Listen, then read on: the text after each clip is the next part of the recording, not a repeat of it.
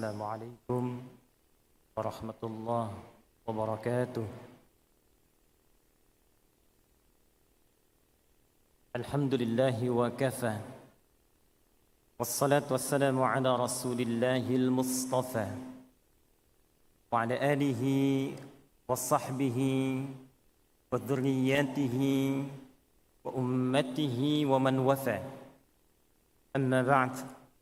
فيا أحباب الله وأحباب رسوله صلى الله عليه وسلم أوصي نفسي وإياكم بتقوى الله فقد فاز المتقون فلا تموتن إلا وأنتم مسلمون فقال تعالى يا أيها الذين آمنوا اتقوا الله حق تقاته ولا تموتن إلا وأنتم مسلمون. Hadirin as-saimin was-saimat jemaah salat isya dan tarawih rahimani wa rahimakumullah. Mengawali tausiah kita di malam hari ini, kita bermohon pada Allah Subhanahu wa taala semoga seluruh rangkaian ibadah yang telah kita tunaikan sampai detik ini, siyam kita, qiyam kita, ruku', sujud, interaksi dengan Al-Quran, ibadah maliyah, infak, sedekah, zakat kita, seluruhnya diterima oleh Allah Subhanahu wa taala dengan penerimaan terbaik insyaallah. Hadirin sekalian, seperti diketahui dan telah viral di setiap masa bahwa tujuan utama kita diperintahkan menunaikan ibadah siyam Ramadan itu Allah tegaskan di penghujung ayat 183 surah Al-Baqarah, la'allakum tattaqun, supaya takwa kalian meningkat, supaya kalian bertransformasi, kata Allah, menjadi pribadi yang semakin bertakwa. Hadirin, takwa itu diksinya serta derivasinya di dalam Al-Quran setidaknya disebutkan sebanyak 115 kali. Dan cabangnya begitu beragam. Di antara sekian makna takwa itu, ada yang terkait erat dengan petunjuk Allah yang menginginkan manusia mengetahui tujuan hidupnya. Apa sesungguhnya yang dijalani manusia di muka bumi ini? Kemana dia akan kembali? Seperti apa dia merencanakan kurikulum hidupnya dari mulai berkehidupan baligh itu sampai kembali kepada Allah Subhanahu wa taala. Di antara ayat Al-Quran yang mengisyaratkan makna ini, kita simak di Quran surah ke-59 Al-Hasyr misalnya, di ayat ke-18 itu. Allah tekankan khususnya pada setiap insan yang beriman. Harus ada pembeda iman kita dengan manusia yang belum beriman. Ya ayyuhalladzina amanu taqullaha. Hai semua yang beriman, kata Allah, tanpa kecuali. Bahkan panggilannya menggunakan huruf nida, ya, disebutkan 361 kali dalam Al-Quran. Nida'ul qarib, nida'ul mutawassit, nida'ul ba'id. Ada 14 makna, 14 kata huruf nida dalam gramatikal bahasa Arab. Dalam Al-Quran disebutkan hanya satu ya, dengan fungsi yang fleksibel, memanggil yang dekat, yang menengah ataupun jauh. Ayyuha disebutkan 150 kali dalam Al-Quran. Ayyunnya munada untuk bermakna taukid yang menegaskan, haknya tanbih yang mengingatkan. Alladzina disebutkan 1080 kali dalam Al-Quran, memanggil semua kalangan tanpa kecuali, besarkah, kecilkah, tuakah, mudakah, laki-laki, perempuan, dengan semua tanpa batas sekat strata sosial dalam berkehidupan. Seakan Allah ingin katakan, hei semua insan yang beriman tanpa kecuali. Adakah kalian sedang merasa dekat dengan Allah sehingga merasa imannya kuat? Jangankan yang salat fardu, sunnah pun dikejar-kejar. Ada yang imannya standar, menunggu adzan baru dia siap-siap. Ada imannya mungkin sedang lemah, sampai iqamat pun dikumandangkan, belum tergerak jiwanya untuk mendekat kepada Allah. Semua kata Allah tak peduli. lelakikah, perempuankah, tua, muda, besar, kecilkah? Ayyuhalladzina amanu. Aku tekankan, aku ingatkan, ittaqullaha. Tingkatkan takwamu kepada Allah. Kita bertanya bagaimana caranya Allah? Perhatikan dimensi yang disampaikan di ayat ini. Kata Allah, wal tanzur nafsum ma qaddamat lighad. Di antara cara meningkatkan takwa itu, ternyata kata Allah, lihat dirimu. Persiapkan jalan hidupmu.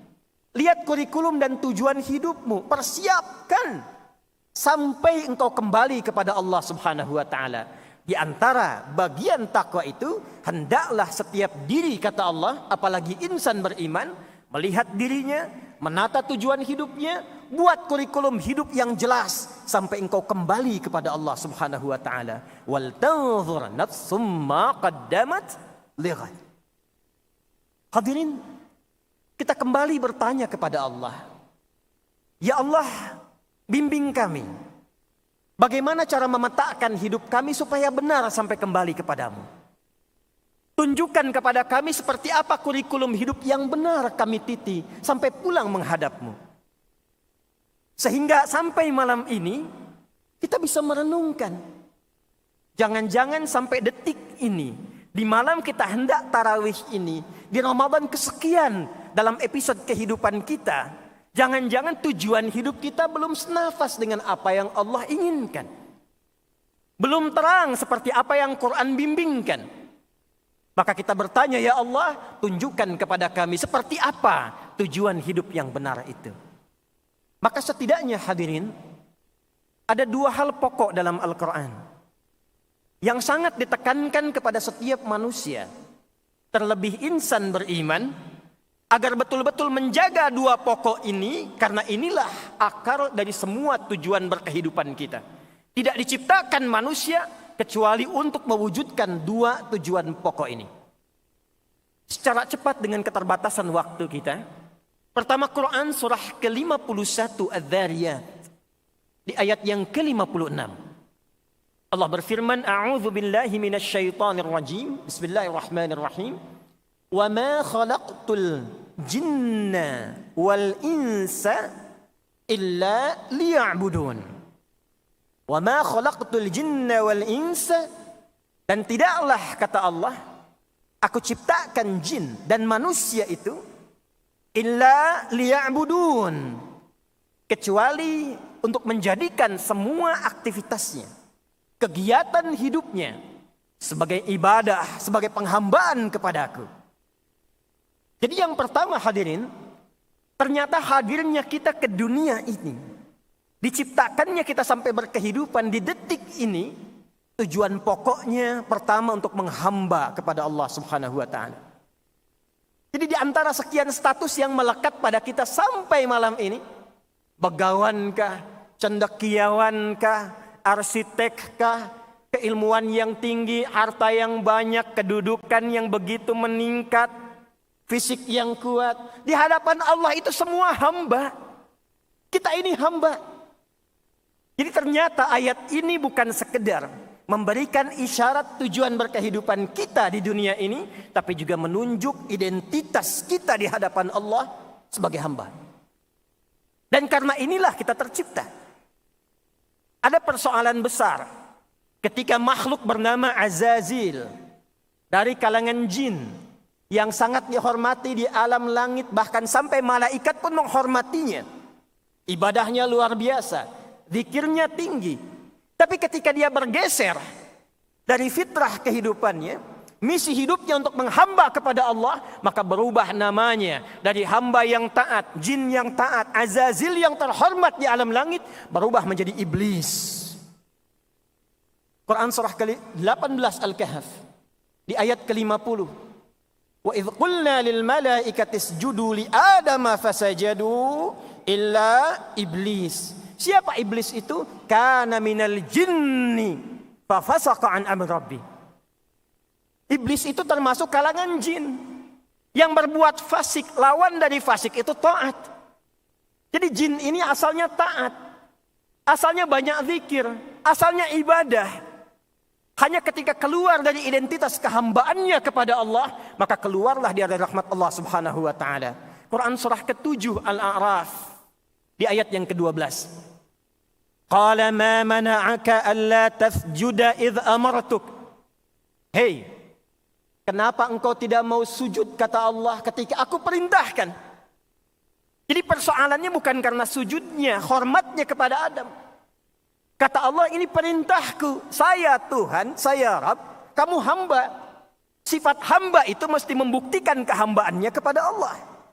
Namanya hamba, pasti punya sifat menghamba. Untuk membuktikan kehambaannya itu, dia harus patuh pada tuannya. Makanya kata Allah, kenapa kamu nggak patuh kepadaku? Bukan persoalan Adamnya, bukan persoalan hormatnya. Persoalannya engkau hamba, aku Tuhan. Qala ana khairum minhu, khalaqtani min narin wa khalaqtahu min tin. Aku lebih hebat dibandingkan dengan Adam. Kau ciptakan aku dari api, kau ciptakan Adam dari tanah. Tidak level, tidak layak. Yang diciptakan dari materi yang lebih hebat, hormat kepada yang lebih rendah. Qala fakhruj, keluar. Keluar dari penghambaan kepada Allah dan ancamannya tinggi. Karena itulah hadirin, misi pertama, diutusnya semua rasul. Dari mulai Nabi Nuh alaihi salam. Karena Adam Nabi, Nuh diutus pada kalangan umat pertama. Sampai Nabi Muhammad sallallahu alaihi wasallam, misi yang paling utama, yang paling pokoknya, menerangkan, mengingatkan kembali penghambaan kita kepada Allah Subhanahu wa taala. Jangan sampai tidak sadar sampai detik ini bahwa kita itu hamba. Kita akan pulang, kita akan meninggal dan mempertanggungjawabkan penghambaan kita di hadapan Allah Subhanahu wa taala. Karena itulah untuk membuktikan penghambaan kita kepada Allah, diperintahkanlah dengan turunan dari ibadah itu yang diantaranya disebut dengan salat. Dan jangan salah Pak, Ibu, semua nabi salat, semua rasul salat. Nabi Musa ketika diperintahkan oleh Allah saat menerima risalah, itu kalimatnya terikat penghambaan kepada Allah dengan salat. Quran surah ke-20 Taha ayat yang ke-14. Innani anallah la ilaha illa ana fa'budni. Kata Allah, saya tegaskan saya Allah. La ilaha illa ana, enggak ada Tuhan yang layak dipertuhankan kecuali saya. Ketika engkau mempertuhankan saya, kata Allah, engkau hamba. Fa'budni, maka buktikan penghambaanmu dengan menyembahku. Bagaimana caranya ya Allah? Wa aqimis salata li dzikri. Tunaikanlah salat supaya engkau ingat engkau itu hamba. Karena itu Nabi Musa salat. Nabi Isa salat. Quran surah 19 ayat ke-33. Wa ja'alani mubarakan aynama kuntu wa awsani bis salat. Nabi Zakaria salat. Quran surah ketiga ayat 38 sampai 39. Ayat 39-nya, fanadatul malaikatu wa huwa qa'imun yusalli fil mihrab.